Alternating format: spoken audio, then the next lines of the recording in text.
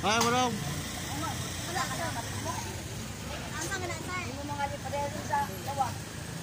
Guys, dito ako sa area ng festival dito sa Weber, Surigao del Norte.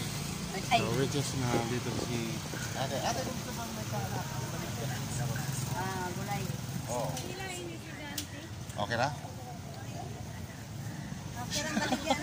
Pero naglisod ka sa mga sisilyo, mga barya, gapon. So ito, si ate, talaga na, siya yung madalas binibilan ng gulay. Kasi dati din sila sa paa. Sincere lang kasi ako kasi nandito ngayon sila sa baba. Gawa na nandito sa public wet market, meron na silang ginagawang sistema. Pasamantala muna sila rito sa area na to. So which is na may lilipatan sila. So ngayon ginagawa pa yung ano dun sa taas. Doon nga ako galing. So ngayon tinuro ako nandito na nga sila dito. Sa area na to. Itong street na to. Kumusta? Kaya ang baligya sa inyong gulay, okay na? Okay na? Nakakaon ka po ng may. Ay, amo. Okay. Okay. So, yun guys. So, sa part na to, ito, bubalik na ako na ha. Ito, part na to, ito yung mga prutas naman. Prutas na makikita natin dito. Ayan, yung mga prutas. So, which is na magkakatabi sila sa corner doon sa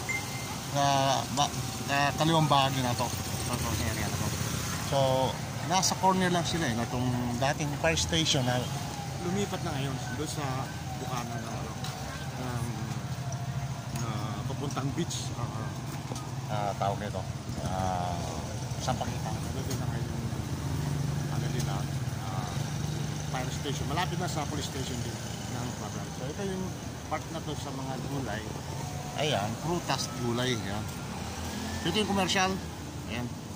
So guys, talagang ang laki ng pinagbago ng area na to.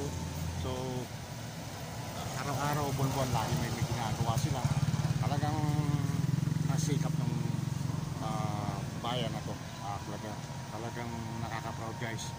Sa bawat araw na ginagawa nila rito, mga gawa ng activities, mga ano na lang project.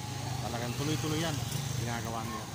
So ayan, ito papuntang labasan to. So which is yung highway, tapos sa bandang kaliwa nun, ano dun yung terminal po ng Flatter.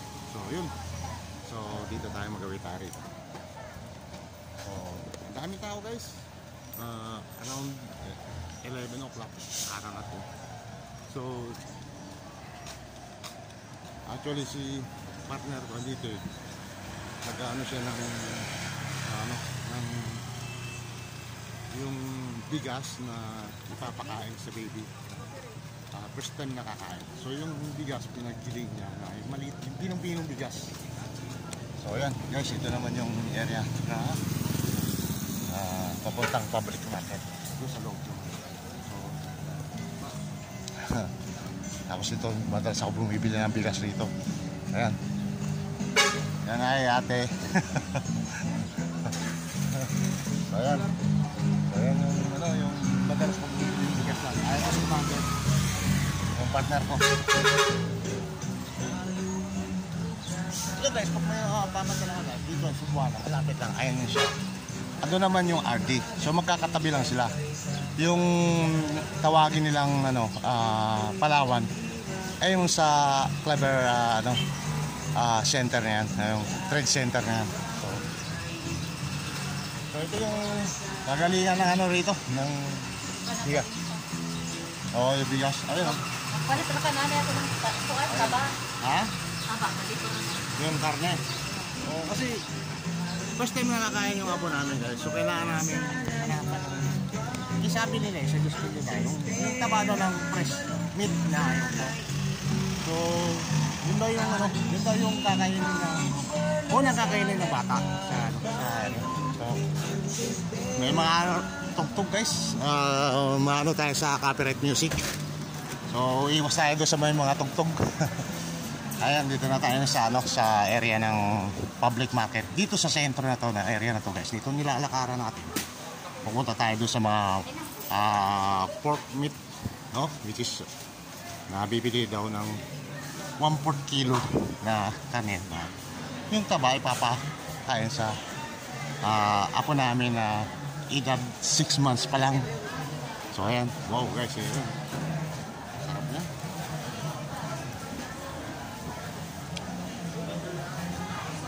Kita nyo naman, talagang busy-busy yung area na to.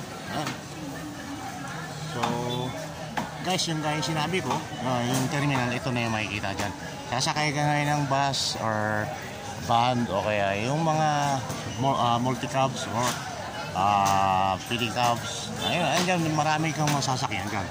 Kaliwat kanan lang ang pupuntahan nyo po. Ayan. So ito naman yung nakabili ka?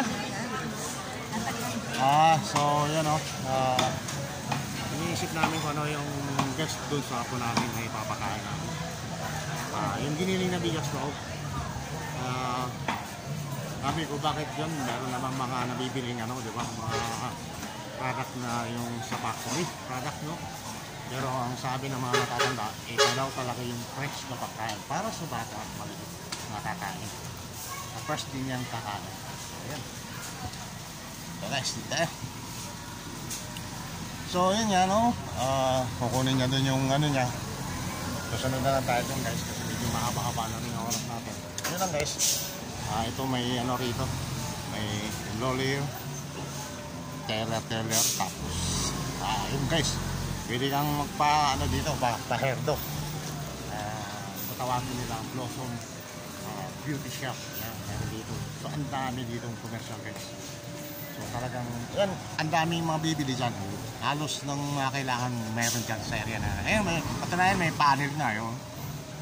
May panel yan, dinidiscount nila din yung mga order ng mga product which is galing ng mga malalayong lugar. So ngayon, dinadala rito, dinidistribute nila. So yun guys, no? Haba-haba ng kwento natin. So ito yung status ngayon ng Clever guys. So simula ng bagyo, pandemic, medyo umangat na konti. So naway makaraos pa rin sa araw-araw tao bayan dito na makasurvive, diba? Hindi lang naman dito yung bayan na ito, maraming bayan sa ating bansa. So sana makapag-move on pa sa unang mga pangyayari sa mga weather calamity dito. So yun lang guys, no? Update ng Clever. Thank you so much guys. Kanya muna, kawal muna mag-subscribe sa aking YouTube channel at syempre kita-kita ng muli